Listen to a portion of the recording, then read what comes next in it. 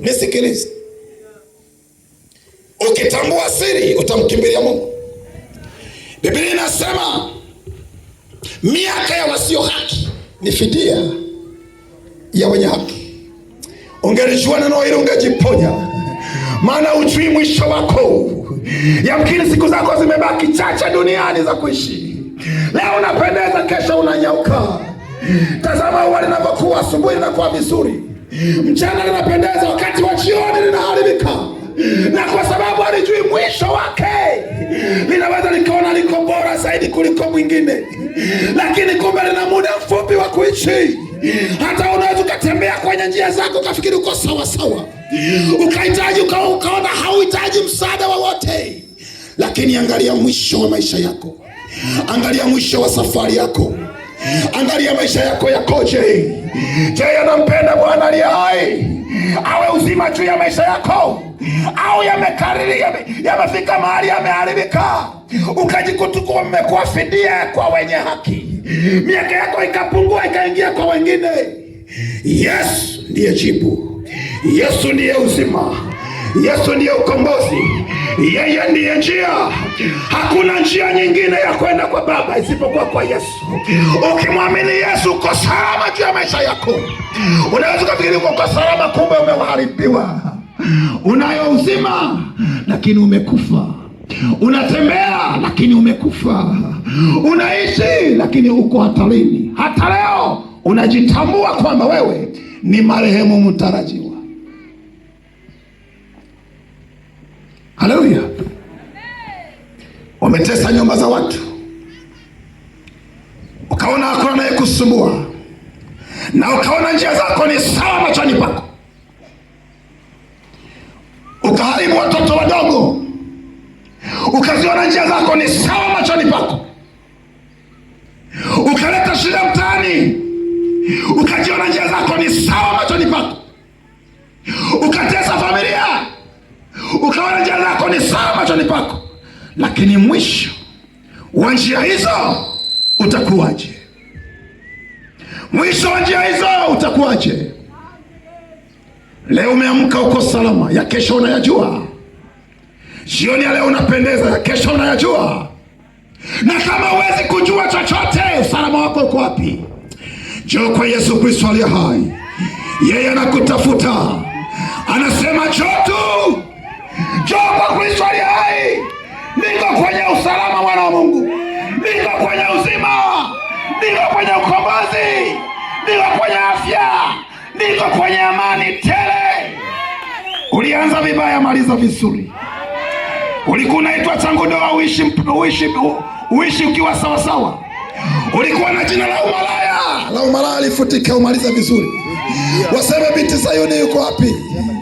Binti aliyeokoka yuko wapi? Waseme baba mzuri yuko wapi? Hata kama ulikuwa na hali mbaya, Bwana anabadilisha. Anasema dhambi zenu zitapokuwa nyekundu, zitakuwa nyeupe kama bendera. Mtakuwa salama tu, mtakuwa safi kabisa. Hata kama uliharibika, badilisha historia kwa Mungu. Ulitembea kujitambua, badilisha historia. Halichenji kwamba mtu huyu akikatisha kwenye mtani hatari. Unasema wewe Pita, mtumishi wa Mungu. Iko heshima ukimpata Yesu. Iko heshima ukiwa na Yesu. Ukaheshima nyumbani mwako, ukaleta heshima kwenye ndoa yako, ukaleta heshima kwenye nyumba yako, ukaleta heshima kwenye mtaa wako. Lakini mara nyingi wamekasirika wakikuona. Wanasema tafadhali angalieni vizuri, amepita Juma kwenye mtaa huu, kuku hazijawa jirani hapo, ni hatari. Angalikieni kama kuku zote zimeingia, kwa sababu amepita kimwewe anayeweza kunyakua isivyo kawaida. Lakini watu wameacha kuiba kuku, siku hizi wanaiba watoto wa watu, wanatesa watoto wa watu, wanaharibu watoto wa watu, wanalawiti watoto wa watu, wanafanya ufiladi sio wa kawaida. Mwisho wa njia hiyo ukoje, mwana wa Mungu? Kimbilia kwa Kristo, ubadilishe historia yako ili uitwe mtakatifu na mtumishi wa Mungu. Inakuwaje unapoburuta kwa umbea na uchafu kabisa na kusumangwa, lakini wakasema mtakatifu wa Mungu anapita? Unajisikiaje? Haleluya. Iko njia ionekanayo kuwa sawa machoni pa mtu, lakini mwisho wake ni njia za mauti.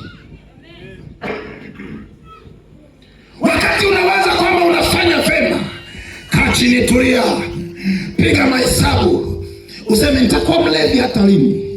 Nitakunywa mataputapu hata lini? Nitawanga hata lini? Nitakuwa malaya hata lini? Ukiangalia kila kona wamekugaragaza, utafikiria mimi nimekuwa nani? Kwa nini nimekuwa kama Plantoni? Plantoni napitisha kila kitu, iwe katapila linapita, iwe greda linapita, iwe mchanga linapita, iwe trekta linapita. Jiulize, mwisho wa njia hizi utakuwa lini na utakuwaje? Jihurumie mwenyewe, jihurumie mwenyewe. Umedanganyika na salama, lakini salama iko kwa Yesu. Umedanganyika na salama, salama iko kwa Yesu. Hakuna salama chini ya jua, ni hatari tupu, lakini Yesu tu ndo usalama wetu. Yesu tu ndo ukombozi wetu. Yesu tu ndo majibu yetu. Ukimpata Yesu umepata vyote. Ukimpata Yesu uko sawa sawa. Ukimpata Yesu una uhakika. Ukimpata Yesu una uhakika wa maisha yako. Kumcha Bwana kaongeza siku za mtu, lakini miaka ya mtu asiye haki inapunguzwa iwe fidia kwa mwenye haki. Tamani kuishi maisha marefu, na kwa sababu una tabia mbaya, hata watoto wako wameiga hayo unayoyafanya. Huwezi mama ukachepuka watoto wakapona. Huwezi baba ukaharibika watoto wakapona. Huwezi baba ukawachagudoa watoto wasiochagudoa. Kila unachopanda unapanda kwenye kizazi chako. Jiponye nafsi yako kwa Mungu. Unaweza kufikiri njia yako ni salama, kumbe mwisho wake ni uharibifu. Unapoanza unaweza kujua umefika. Unapoanza ukaona umeridhika, ukaona nina enjoy, ukaona dunia ni ya kwangu. Lakini tazama nyuma kidogo, kwamba waliotangulia kuliko mimi wako wapi? Walifanya nini na mwisho wao uko wapi? Biblia inasema siku za mwanadamu aliyezaliwa na mwanamke siku zake si nyingi, nazo zimejaa tabu na masumbufu. Zimejaa tabu, si nyingi, ni chache. Unaweza kufikiri una maisha marefu, kumbe una maisha machache. Ili uwe na maisha marefu, kimbia kwa Kristo aliye hai. Usiponye uko uwe sawa sawa. Zile njia unazoziendea ugundue ya kwamba yamkini unapotea.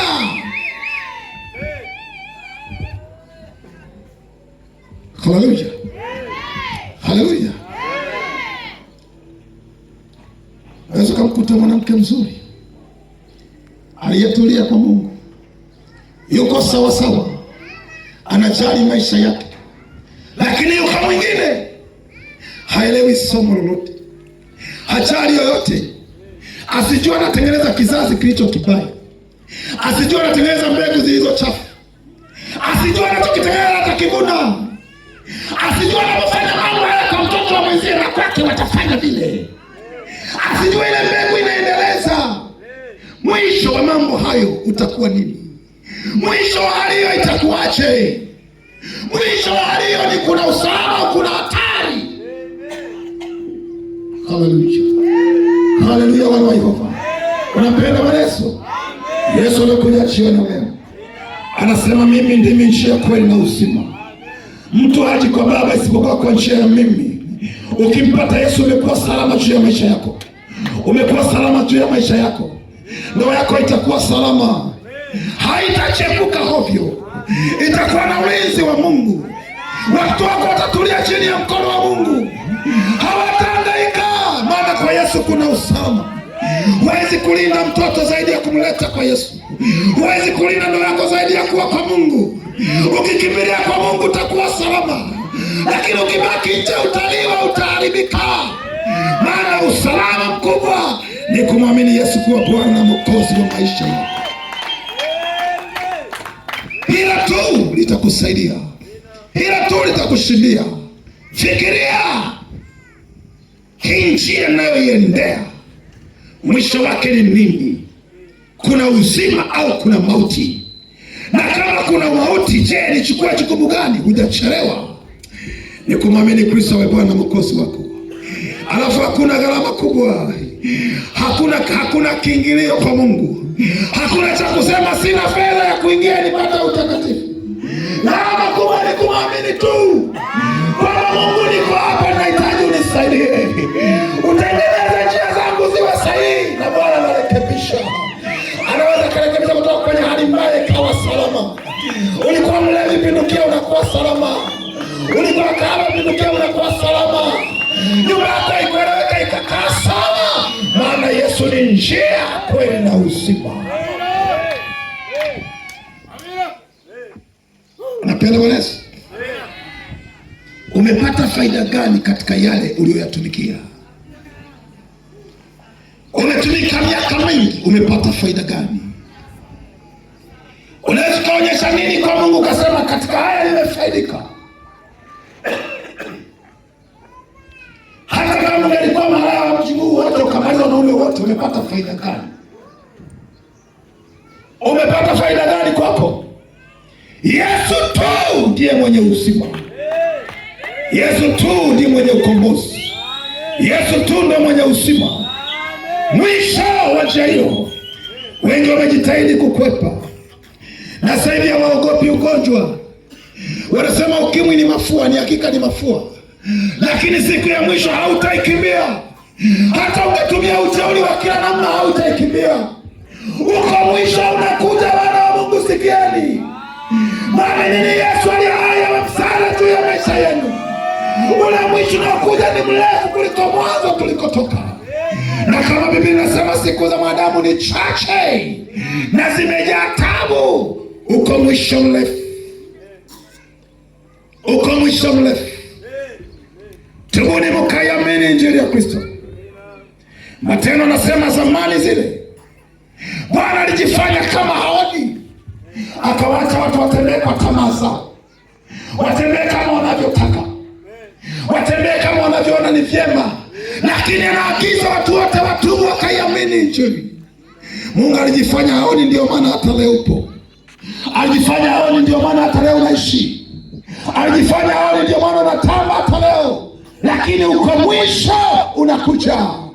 Mwisho wa njia zako ni nini? Utakuwa wapi? Ni kumpata Yesu kwa Yesu na Mwokozi wako. Hiyo ndio salama, huo ndio ukombozi, hiyo ndio neema. Haleluya.